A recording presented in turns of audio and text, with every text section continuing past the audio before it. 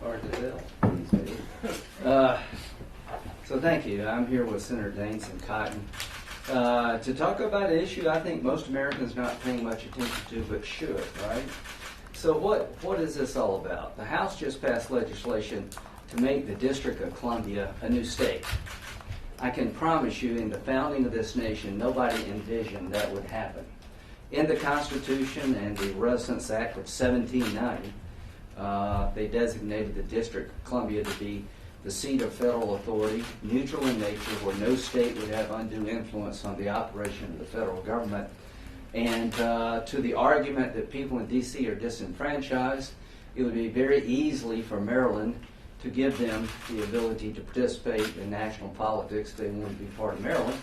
I think in the 1830s and 1840s, part of D.C. was ceded back to Virginia under that concept. So this is not about voting.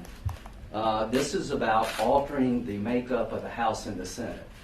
This is a continuation of the efforts by the Democrats to alter the way America operates.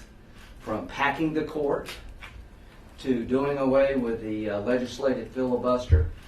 I can go on and on and on about the desire to reshape the political balance in this country. I can promise you this, from a South Carolina point of view, this is not a good deal for us. Being 2 of 50 is better than being 2 of 52. This would dilute South Carolina's say in the United States Senate, and it would empower the most radical agenda in modern American politics. This is not about enfranchising people. This is about expanding the Senate map to accommodate the most radical agenda that I've ever seen since I've been up here, getting more radical by the day. So I hope that Senator McConnell would allow a vote on this. All of us need to be on the record. I think it's patently unconstitutional to change the nature of District of Columbia to a new state. I think it is a bad deal for the country, and it's driven by power. Turn it over to Senator Daines here, but Kavanaugh was about power. They tried to ruin a good man's life to keep the seat open past the 2020 election. And I'm here voting for Sotomayor and Kagan, and I can't believe what I'm witnessing. I thought Brett Kavanaugh was as qualified as Sotomayor and Kagan. The point is that you see an effort by the most radical elements of the Democratic Party to reshape the country, reshape the Senate, reshape the House, destroy policing as we know it. This is a fight worth having.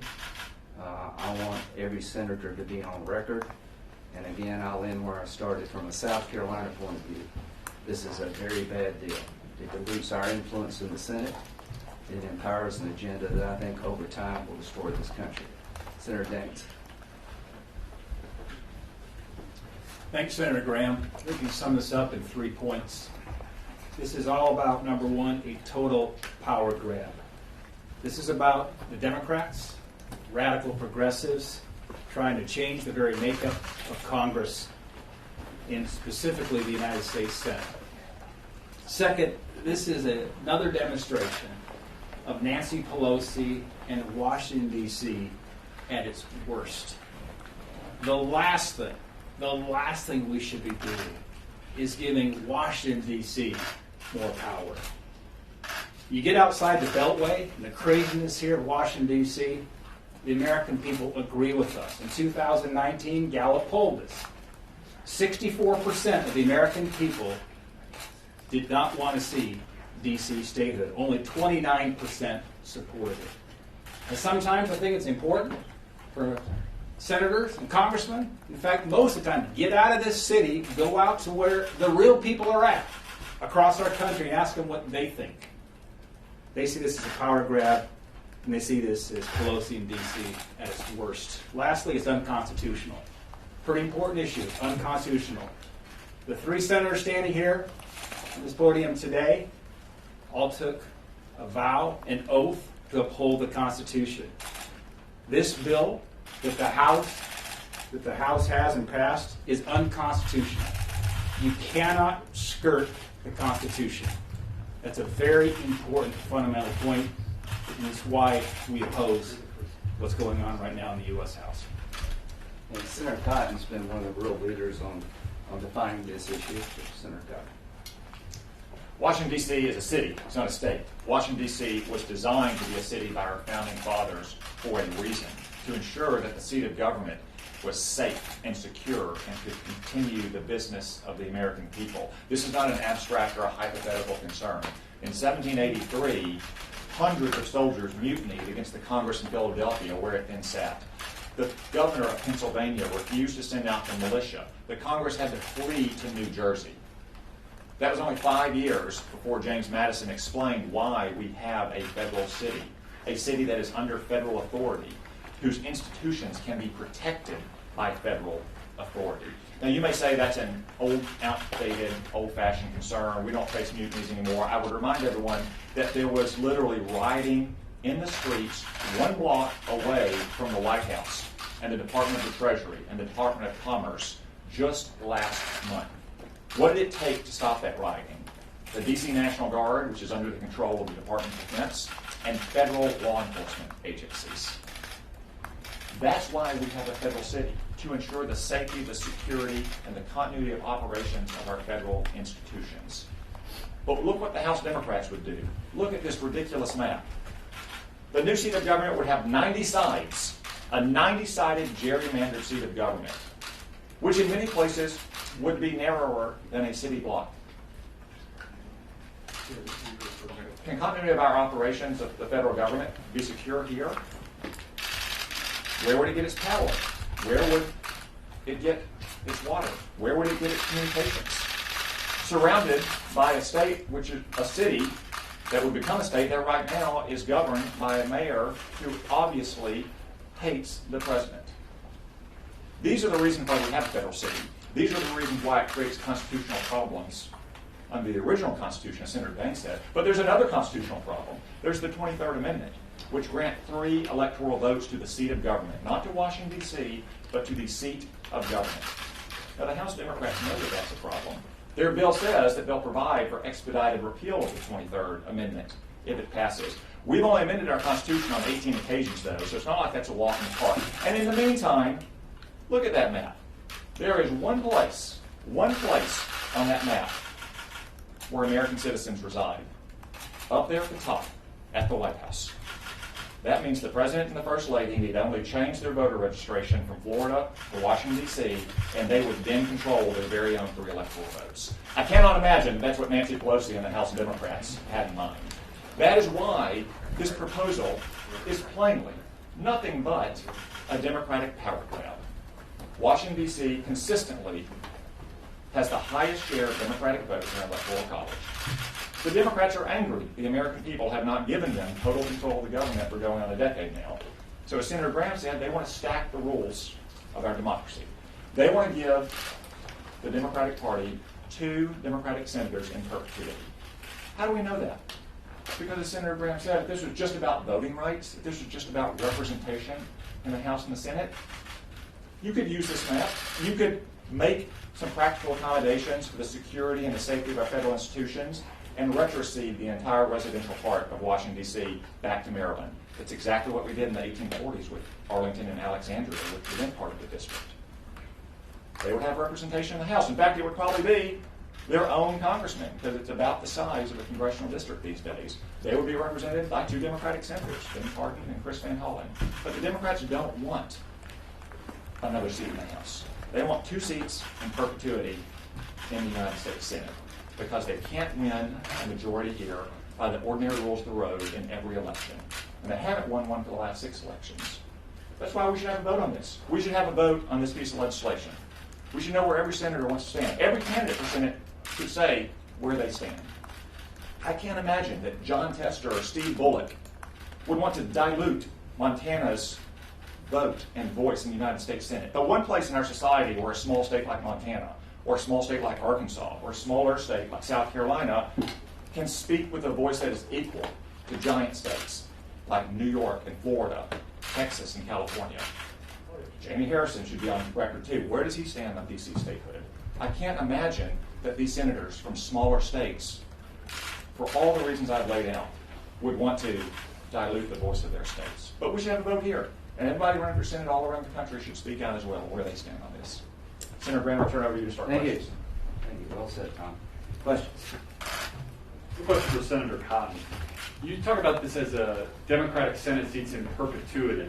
That seems to take a pretty pessimistic view of Republicans' ability to ever win over the kinds of voters, the actual people who live in Washington, D.C. Well, I will admit that Republicans don't do well with members of the media and with bureaucrats and lobbyists. With all due respect, we don't that's a do that. ridiculous mischaracterization of the people who live in Washington, D.C. I would suggest that Washington, D.C. is a federal city. It is the seat of the federal government. The main thing it contributes to our national economy is influence peddling, regulations, and no offense, tweeting by reporters. What do you say to the waiters and the construction workers who live here? It's a 47% black city. It's a majority minority city. Or are you saying all those people, their votes shouldn't matter? They shouldn't have representation? I'm saying that for all the reasons I laid out, Washington is a federal city and should remain a federal city. Can I say something about that? Sure. Yeah. I live in South Carolina. We have an African American senator. 31% of my state is African American. Tim Scott won big in South Carolina, so I don't buy this line of reason. This is nothing to do with race. It's all to do about power. Yeah, I think Tim Scott's going to break through, along with the rest of us, I hope, to grow the vote. But this is not about growing the vote among minorities, the Republican challenge, and it is our challenge. This is about changing the Constitution in a way to give Democrats more power to enact a radical agenda that will not sell unless they can somehow find ways to get new people into the Senate. Because we're not buying what they're selling, and this idea of transforming the District of Columbia into a separate state is all about political power. So would you support the rescission of those 700,000 people in D.C.? So I personally think the founders were right. We should have a federal city because we need to have federal certainty over the institutions of our federal government. We don't need a city under the control and wholly dependent on another state, whatever that state may be, a new state of Washington or the state of Maryland, which has a Republican governor, for its power, for its water, for its communications, for its National Guard. Now, I think an obvious compromise here to address some of the concerns that Senator Graham laid out is to debate retrocession. Repeal the 23rd Amendment and then retrocede the residential parts of Washington to Maryland. That would be an obvious compromise. The Democrats reject it out of hand. Why? Because they don't want representation in Congress under those terms. They want 2 Democratic senators. Do you think that the city of Washington is unable to economically manage its operations? And what do you think about the fact that the mayor, as you know, I'm sure after your news conference will push back and say that she needs to have the power over the Metropolitan Police Department, for example, when they respond to things. Do you think that the federal government should always have control over law enforcement in Washington? I think the whole idea of having a District of Columbia to be the seat of our federal government that is not influenced by one single state makes sense. This enclave here is 10 miles in the people thought about this who wrote the Constitution. Federalist 47. They had an experience, as Tom indicated, in New York, and they said, how can we secure the federal government's ability to operate without dependency? And this is what we came up with. So the Democratic Party is changing this construct to get 2 more seats in the Senate. If you don't see that, you really are blind politically. Thanks, something. Yeah. So, yeah, I just want to address this point. It's not really about the quality of governance of the D.C. city government. That has obviously ebbed and flowed over the years, just like it has in cities in our states or our own state governments as well. It's not about whether the D.C. city government, can meet its budget, can pick up trash, fill in potholes, do street lights, and all the other things that city governments everyone has to do. It is about the unique federal nature of this city. It is about the safety and security and the continuity of operations of our federal institutions. That little rump of a seat of government does not ensure that our federal institutions can continue safely, securely, and have continuous operations. Senator, to that point, the federal government doesn't control water, power, or communications in the city as it is. Are you suggesting that perhaps the federal government should have its own water system in this? The federal government has to have the ability to control all those vital systems. It currently does It not. has contractual obligations, though, which we don't know what would happen under its makeup. It also has to have control of things like the National Guard. Remember, it was the National Guard that helped stop the rioting last month. That would no longer be the case. Look at the map again. Look at the borders of this. They're all within a street of places like the White House, the Capitol, the Supreme Court building, other vital places. Can I ask a bit about the NDAA? Last night, the president tweeted he would veto if. Yeah, we'll talk about that on the side. I have another stated question, if you don't mind. Half your argument's fairly DC specific. The other half is about influence of your states if the number of states expanded. Do you believe then there should be absolutely no additional other states should ever be considered? I mean, we talk about Puerto Rico occasionally. There are other territories that this kind of rises. I'm just saying that there's a way to admit a state into the union, and that may happen one day. I'm saying that they thought about this problem when they set up the federal government, that this is undoing a constitutional construct that has served this country well. In 1968, there were riots in D.C.